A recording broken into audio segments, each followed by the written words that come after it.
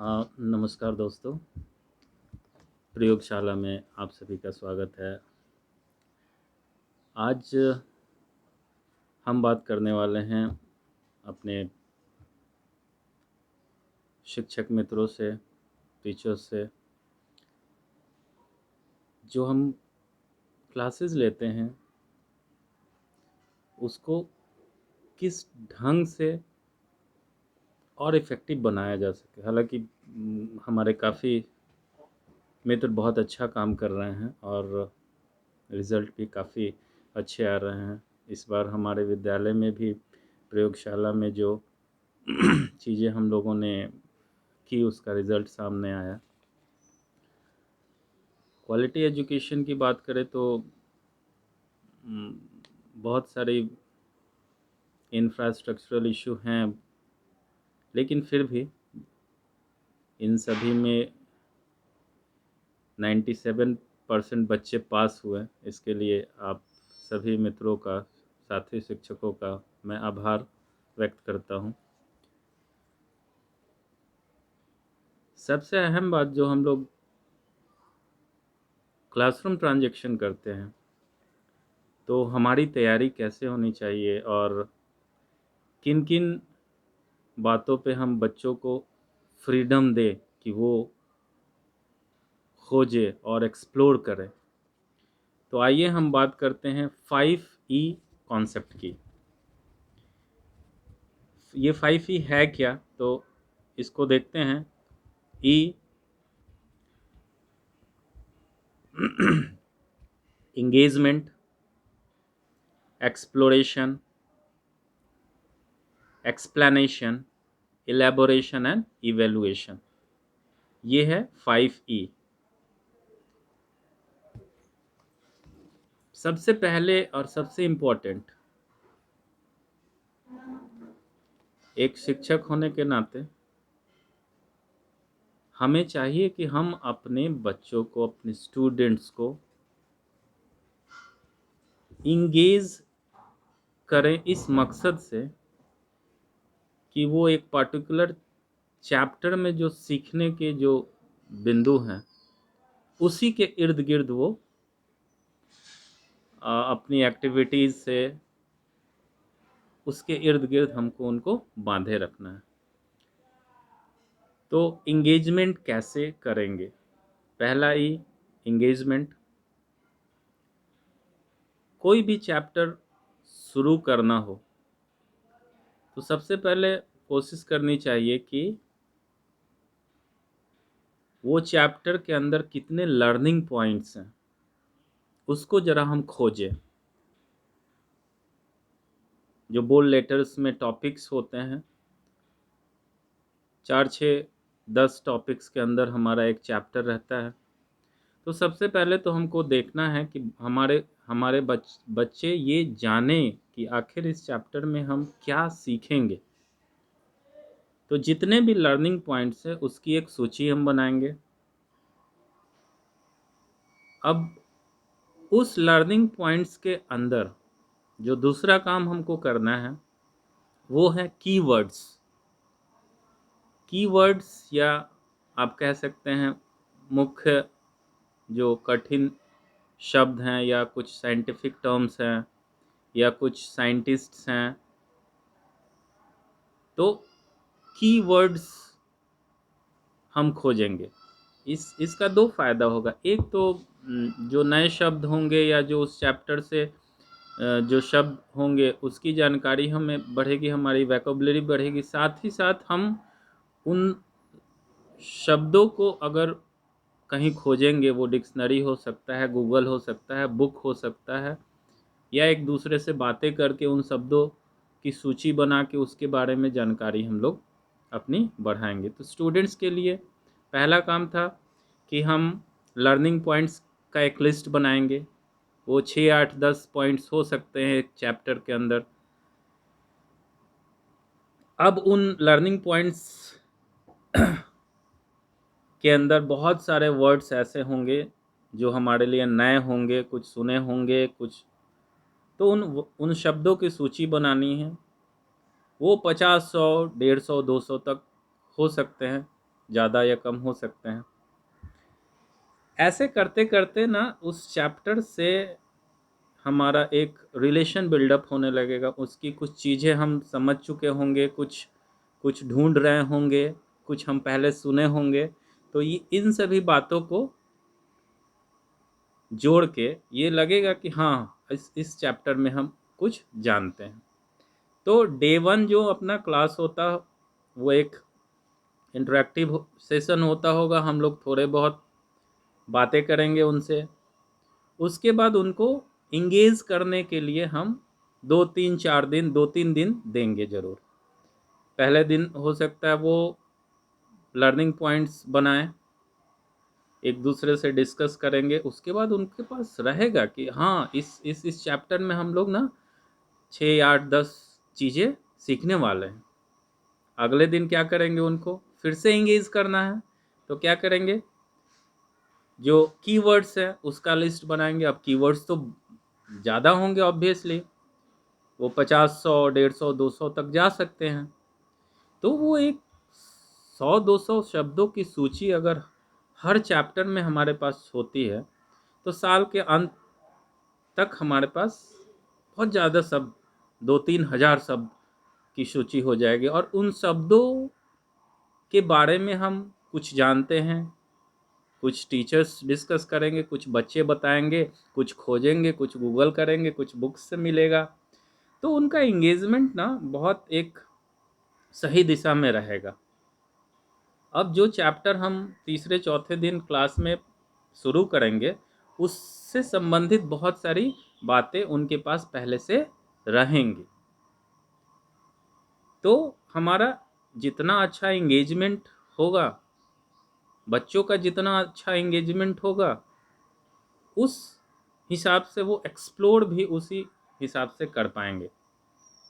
अब अपना फोकस क्या करना है कि जो भी लर्निंग पॉइंट्स है, जो भी कीवर्ड्स हैं, उनमें बहुत सारी चीज़ें एक्सप्लोर करने की होंगी। तो उनको फ्रीडम देंगे, उनको छूट देंगे, उनकी क्रिएटिविटी को लिमिट में नहीं रखना है। उनको बोलने का मौका देना है, उनको खोजने का मौका देना है, उनको ढूंढने का मौका देना है। वो आसपास की चीज़ों से कनेक्ट होना चाहेंगे। बहुत सारी चैप्टर की चीज़ें हैं जो वो आसपास देखते आ रहे हैं, तो वो कनेक्ट कर पाएंगे। तो अगला काम है उनको एक्सप्लोर करने देना। हो सकता है एक्सप्लोर करने में कुछ समय लगे, कोई दिक्कत नहीं है। अगर जैसे हम प्लांट्स की बात करें, तो बच्चे घर से निकलते हैं, स्कूल आते हैं, खेलते हैं। ये घर से निकल के स्कूल आना, फील्ड तक जाना, खेलने जाना, इस बीच या हमारे आसपास बहुत सारे ऐसे प्लांट्स होंगे, तो उनको ढूंढने देना है। कईयों के तो हमको नाम भी नहीं पता होंगे, हमारे लिए भी चैलेंज होगा भाई। बच्चा आके पूछेगा सर ये क्या है, अब हम भी ढूंढ रहे हैं कि भाई ये कौन सा ग्रास है। कोई दिक्कत नहीं है, हम भी ढूंढेंगे, वो भी ढूंढेंगे, हम भी पढ़ेंगे, वो भी पढ़ेंगे। यही ना तरीका है। हम भी इम्प्रूव करेंगे, बच्चे भी इम्प्रूव करेंगे। सीखने की कोई सीमा तो है नहीं, नहीं कोई उम्र है। तो जब वो एक्सप्लोर करेंगे, तो वो खुद से भी बहुत सारी चीज़ें सीखेंगे। तो उनकी क्रिएटिविटी भी बढ़ेगी, उनके सोचने का दायरा भी बढ़ेगा, उनके पास इंफॉर्मेशन भी बढ़ेंगे। तो ये बहुत अहम काम है। पहले पहले 2-3 दिन हम उनको इंगेज करना है प्रॉपरली और एक्सप्लोर करने देना है। जब वो एक्सप्लोर करेंगे, उसके अपने टूल्स होंगे, वो हम आगे की वीडियोस में सबके टूल्स भी डिस्कस करेंगे कि किन किन टूल्स के बेसिस पे हम उनको अच्छे से इंगेज कर पाएँ, किन किन टूल्स की मदद से हम उनको एक्सप्लोर करने दें। तो ये आगे की वीडियोस में हम लोग ये शेयर करेंगे। अब आगे एक और बात आती है एक्सप्लेन करने की। तो जब बच्चे एक्सप्लोर कर लिए रहेंगे, उनके पास पहले से बहुत सारी सूचनाएं रहेंगी, तो एक्सप्लेन करना हमारे लिए थोड़ा आसान हो जाएगा। बच्चे हमारे कुछ जानते हैं और कुछ नई बातें उनको उन्हीं उन्हीं उनके अंदर जो पुरानी चीज़ें हैं, जो पुराने ज्ञान हैं, उन्हीं ज्ञान में कुछ नया एडिशन करना है। धीरे धीरे धीरे ये क्रम आगे बढ़ते जाना है। इसी तरीके से वो महीने के अंत में, सप्ताह के अंत में या साल के अंत तक जाते जाते बहुत बड़े बड़े सिलेबस को वो पूरा करेंगे समय से। तो अगला टर्म आता है 5E का। जो तीसरी बात है वो है उनको एक्सप्लेन करना है। तो एक्सप्लेन करने के लिए हमारे जो भी टूल्स होंगे, जो भी अपने तरीके हो सकते हैं, TLMs हो सकते हैं, वीडियोस हो सकते हैं, ऑडियोज़ हो सकते हैं, विजिट कहीं करा सकते हैं, हम लैब में कुछ काम कर सकते हैं। तो बहुत सारी तरीक़ों से उनको हम उनके एक्सप्लोर जो किए रहेंगे उसको ध्यान में रखते हुए आके एक्सप्लेन करेंगे। और ये ध्यान रखेंगे जिन जिन बातों को वो अच्छे से जानते हैं उसको इनकरेज करते रहेंगे। ऐसे ऐसे 1-2 दिन तक जाते जाते हम लोग थोड़ा बहुत तो एक्सप्लेन कर दिए रहेंगे। अब आता है 5वें या 6ठे दिन हम उनको उन टॉपिक्स को एलॉबरेट करेंगे। अब यहाँ हमारा काम शुरू होता है। अभी तक हमारे बच्चे ना हमसे ज़्यादा काम कर रहे थे।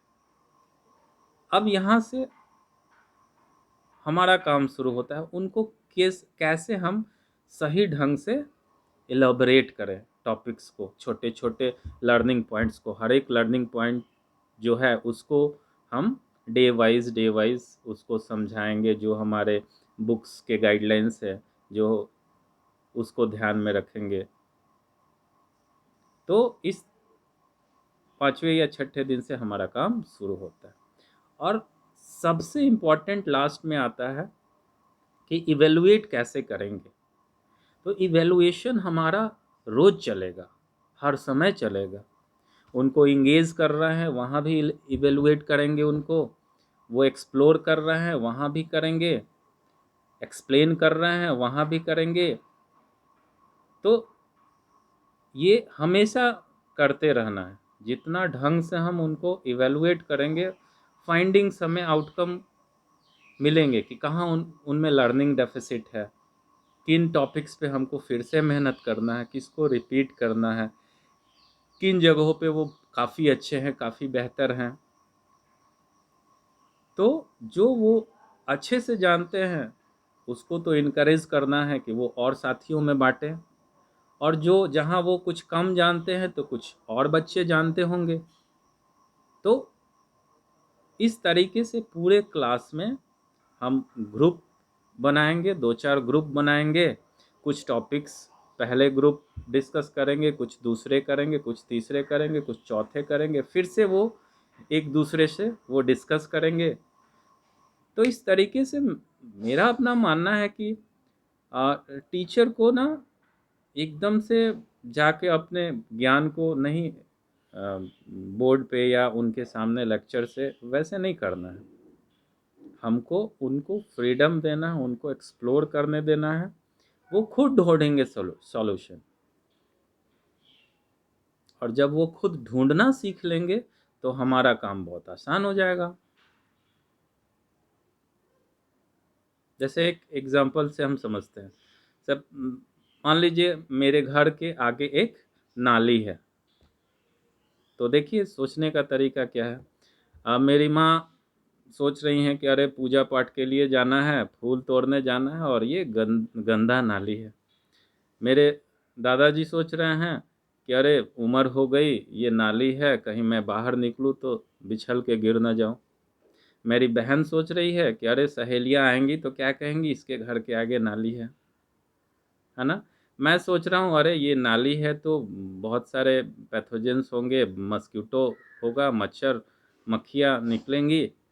तो प्रॉब्लम क्या है, नाली है। लेकिन सोचने का तरीका सबका अलग अलग है। तो ऐसे ही बच्चों को ना सोचने के हर एक एंगल, हर एक नज़रिए से वो उस प्रॉब्लम को देखे। इस पे हमको काम करना है कि वो पूरे एक जब प्रॉब्लम आता है तो उसको उसके हर पहलू को वो सोचे। ये कब होगा? जब पूरे क्लास को ग्रुप में करके हम डिस्कशन कराएंगे, तो ये ऐसी बातें सामने निकल के आएंगी। तो दोस्तों आशा करता हूँ आज आज का ये जो छोटा वीडियो है आप पसंद करेंगे, और आगे की वीडियोस में हम इस 5E के टूल्स पे हम लोग चर्चा करेंगे। ये 4-5 वीडियोस में हम लोग पूरे 5 ई जो हैं उनके हर एक टूल्स को सेग्रीगेट करके डिस्कस करेंगे। तब तक के लिए धन्यवाद। एक बार फिर से प्रयोगशाला की तरफ से आप सभी का अभिनंदन।